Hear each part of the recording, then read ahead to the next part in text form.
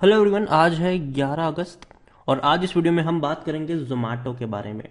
देखिए 4% की तेजी है, वो भी ऐसे माहौल में जबकि आज के दिन में भैया मार्केट लड़खड़ा रहा है। भयंकर तरीके से गिरावट हमें आज मार्केट में देखने को मिली है। अच्छे से अच्छे शेयर्स भी टूट रहे हैं। खास करके जो बड़ी गिरावट है वो आज स्मॉल कैप और मिड कैप में देखने को मिली है। दिग्गज शेयरों में उतनी बड़ी गिरावट नहीं है, लेकिन कोई उतनी बड़ी तेजी भी देखने को नहीं मिल रही है।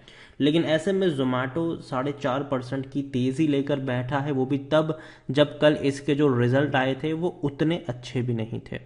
हालांकि एवरेज थे, और उसी के बारे में हम यहाँ पर बातचीत भी करेंगे कि जोमेटो में आखिर भैया चल क्या रहा है कि 130 रुपए का शेयर फ्यूचर के लिए, उन लोगों के लिए जो लॉन्ग टर्म के लिए इंटरेस्टेड होते हैं, उनके लिए सही है कि नहीं, वो हम यहाँ पर बातचीत करेंगे। लेकिन उससे पहले अगर आपने अभी तक चैनल को सब्सक्राइब नहीं किया है तो प्लीज़ अभी इसे सब्सक्राइब कर लीजिए, क्योंकि आगे भी बहुत सारे वीडियोस हैं जो आपको काफ़ी ज़्यादा हेल्प करेंगे। तो बात करते हैं जोमेटो की। 130 रुपए का शेयर, 4.5% की बड़ी रफ्तार, वो भी आज के, वो भी इतने बुरे दौर में। एक महीने में देखें तो देखिए अभी हाल फिलहाल में आईपीओ आया था और तब से लेकर अब तक अगर देखा जाए तो 140 का हाई है और 124 का लो हमें देखने को मिला है। आईपीओ के प्राइस से काफ़ी ऊपर शेयर ट्रेड कर रहा है, इसमें कोई शक नहीं है। और अभी भी वो गिरावट देखने को नहीं मिली है। जो लेवल है उसको मैनेज कर रहा है ये शेयर किसी न किसी तरीके से। वॉल्यूम ट्रेड देखें तो भैया 7 करोड़ के आसपास के वॉल्यूम ट्रेड ऑलरेडी देखने को मिल चुके हैं, और दिन खत्म होते तो शायद आपको 10 से 11 करोड़ के वॉल्यूम ट्रेड आराम से यहां पर देखने को मिल भी जाएंगे। जोमेटो के बारे में अगर हम देखें तो सबसे पहले बात करते हैं उनके नतीजे के बारे में। तो कंपनी को भैया 355 करोड़ से भी ज्यादा का नुकसान हुआ है इस क्वार्टर में। फिर भी शेयर में तेजी है, और पिछले साल अगर हम देखें तो इसी क्वार्टर में इनका जो नुकसान था वो 100 करोड़ के आसपास का था। तो भैया 3 गुना से भी ज्यादा नुकसान है, ये 3 गुना से भी ज्यादा नुकसान। रीजन ये है कि भैया इस वक्त के दौरान इनका जो खर्चा है वो बहुत ज्यादा बढ़ गया। एक अच्छी बात भी है और एक बुरी बात भी है। बुरी बात यही है कि भैया 350 करोड़ से भी ज्यादा का लॉस हुआ है इनको, जबकि पिछले साल इनको तकरीबन 99 करोड़ के आसपास का नुकसान हुआ था। नुकसान था, ठीक है, कंपनी प्रॉफिट में तो है नहीं, लॉस में ही है। लेकिन लेकिन लेकिन अगर बात करें रेवेन्यू की, तो कंपनी का जो रेवेन्यू आया है इस क्वार्टर में वो 844 करोड़ है। मतलब 145 करोड़ के आसपास का, सॉरी 845 करोड़ के आसपास का इनका रेवेन्यू आया है। जबकि पिछले साल ये रेवेन्यू सिर्फ 266 करोड़ था। तो भैया रेवेन्यू में तो बड़ा उछाल है, डेफिनेटली बहुत बड़ा उछाल हमें रेवेन्यू में देखने को मिला है। 3 गुना उछाल रेवेन्यू में आया है, और लॉस में भी 3 गुना उछाल है, ठीक है। तो ये चीज यहाँ पर जरूर है कि भैया रेवेन्यू ग्रोथ इनके बड़े हैं। आप देखिए revenue growth was largely on back of the growth in our core food delivery business which continue to grow despite covid. देखिए तो हुआ ये है कि जो सेकंड, जो मतलब ये जो फर्स्ट क्वार्टर था, मतलब जो अप्रैल से जुलाई का जो पीरियड था, वो डेफिनेटली कोरोना की सेकंड वेव का पीरियड भी था। और ऐसे में देखा जाए तो लोग घर से बाहर कम ही निकल रहे थे और यहीं से ऑर्डर भी कर रहे थे। रेस्टोरेंट भी उतने फुल फ्लेज में अभी खुल नहीं रहे हैं, और जो रेस्टोरेंट है वो भी डिपेंडेंट है इन फूड डिलीवरी एप्स के ऊपर, चाहे जोमेटो हो, चाहे स्विगी हो, या फिर अमेजोन हो। यहाँ पर तो इन सब के ऊपर डिपेंडेंसी है, और रेस्टोरेंट को मजबूरन अगर देखा जाए तो भैया हायर मार्जिन भी इनको पे करना पड़ता है। जब कोरोना नहीं था तो जोमेटो तकरीबन 50 रुपए पर ऑर्डर का मार्जिन पे करता, मतलब उनसे लेता था। अब रेस्टोरेंट को जो मार्जिन पे करना पड़ रहा है वो तकरीबन 75 से 80 रुपए से भी ज्यादा का इनको मार्जिन पे करना पड़ रहा है।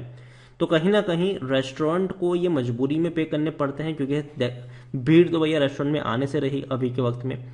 लेकिन जब सिचुएशन नॉर्मल हो जाएगी तब रेस्टोरेंट वाले शायद हो सकते हैं कि इतने हायर मार्जिन पे करना, या तो थोड़ा सा नेगोशिएट हो सकता है, कुछ भी हो सकता है। देखिए अभी से लिए उस बारे में कुछ कहना सही नहीं होगा। यहाँ पर कंपनी के खर्चे बहुत बढ़ गए हैं भैया। खर्चे आप देखो कितने बड़े हैं। जून क्वार्टर में भैया 1260 करोड़ रुपए का खर्चा हुआ है, जबकि पिछले साल सिर्फ 385 करोड़ के आसपास का खर्चा था ये। तो आप देख रहे हो कि खर्चा कितना कितना कितना ज्यादा बढ़ गया। 4 गुना से भी ज्यादा का खर्चा है, 4.5 गुना का खर्चा बढ़ा है इनका। जो कि देखा जाए तो अच्छी बात नहीं है। इतने ज़्यादा खर्चे इनके बढ़ गए हैं, ये एक बहुत बड़ा नेगेटिव इम्पैक्ट था। इसीलिए यही हुआ। देखिए कंपनी का रेवेन्यू था भैया 845 करोड़ और खर्चा इन लोगों ने कर दिया 1260 करोड़। तो इसी की वजह से इनको इतना ज़्यादा नुकसान झेलना पड़ रहा है। पिछले बार क्या था कि भैया रेवेन्यू भले ही 265 करोड़ का था, लेकिन खर्चा 380 करोड़ का था, तो इसीलिए आपको लग रहा था कि हाँ चलो ठीक है 100 करोड़ का लॉस था। लेकिन इस बार अच्छा रेवेन्यू था, लेकिन फिर भी खर्चे बहुत ज़्यादा इनके बढ़ गए हैं, और यही एक वजह रही है इनके, कह सकते हैं कि इतने बड़े लॉसेस की। During the April and June quarter, the leading online food delivery service provider recorded its highest ever gross over value. तो पिछले भैया काफ़ी ज़्यादा ग्रोथ रेवेन्यू देखने को मिला है इसमें कोई शक नहीं है। और बिजनेस भी अगर देखा जाए तो काफ़ी हद तक इनका इम्प्रूव ही हुआ है। अभी हाल फिलहाल में ही अगर देखें तो कंपनी का जो मार्केट कैप है वो 1 लाख करोड़ से भी ऊपर निकल चुका है, जो कि बहुत बड़ा मार्क है।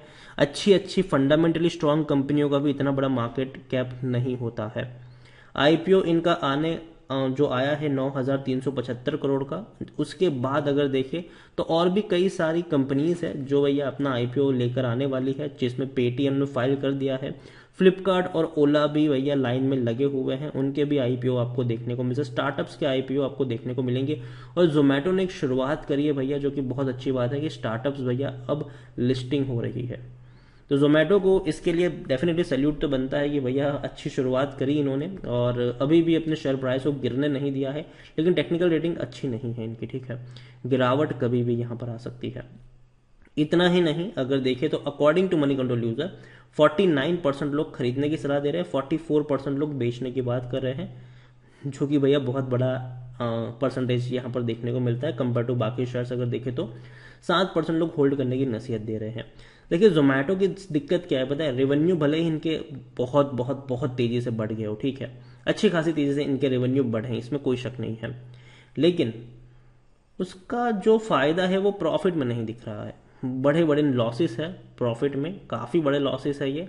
और company end of the day यही कहा जाएगा कि भैया लॉस मेकिंग कंपनी है। पिछले 2 सालों में भले ही रेवेन्यू बढ़े हैं, लेकिन उतने ही ज़्यादा इनके लॉसेस भी बढ़े हैं, जो कि अच्छी बात बिल्कुल भी नहीं है। जोमेटो देखा जाए तो भैया डेफिनेटली कंपनी में अकॉर्डिंग टू टिकर टैग 50% एनालिस्ट खरीदने की सलाह देते हैं। और इतना ही नहीं, शेयर होल्डिंग पैटर्न भी इनका बहुत ही इंटरेस्टिंग है।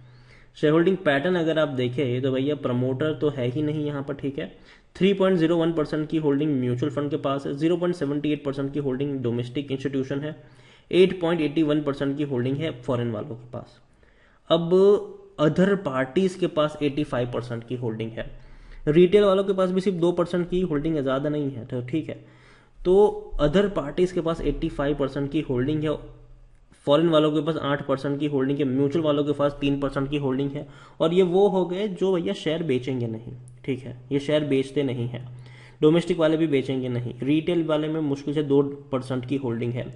तो यहाँ पर यही गेम होता है, और इसको समझने की ज़रूरत है कि गेम कहाँ पे हो रहा है, और ये चीज़ हमेशा देखने को मिलती है। अब देखिए डोमेस्टिक वालों के पास था 95%, अप्रैल तक 95% डोमेस्टिक वालों के पास था, लेकिन अब चला गया अदर पार्टीज के पास।